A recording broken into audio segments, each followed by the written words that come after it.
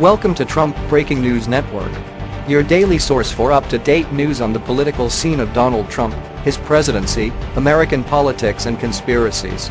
Please subscribe to receive notice of our daily updates. Also share with your friends and your social media. We encourage you to like our videos and give your comments. This is TBNN. Trump's Jerusalem decision literally has two terrorist groups killing each other. President Donald Trump shook up the world with his recent announcement recognizing Jerusalem as the capital of Israel, and in the process exposed a significant portion of the United Nations as being both anti-Israel and anti-American.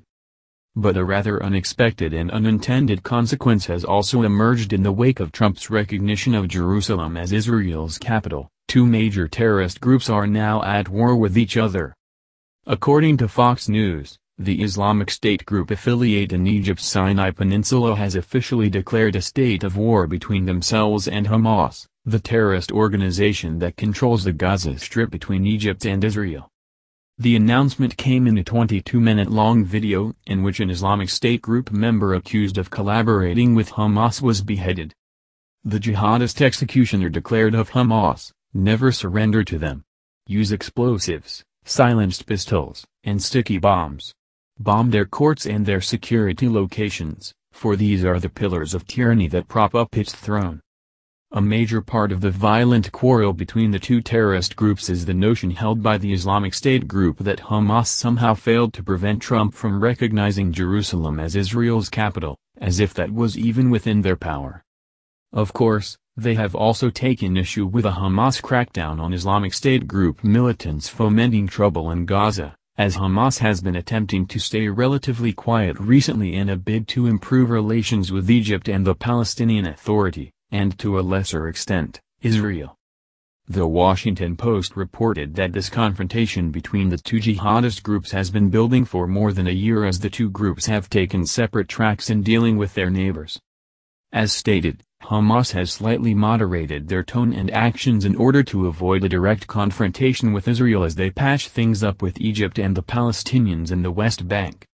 Meanwhile, the Islamic State group in Sinai has done anything but moderate themselves, as they have indiscriminately attacked virtually everyone who stands in their way, even killing more than 300 fellow Muslims in a recent attack on an Egyptian mosque.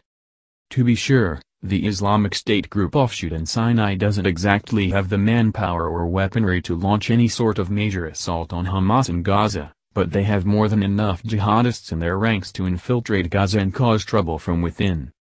The biggest fear for Hamas right now is that Islamic State group militants will begin covertly launching rockets or other terrorist attacks into Israel from Gaza with a full understanding that Israel will blame Hamas for any death and destruction those attacks may bring.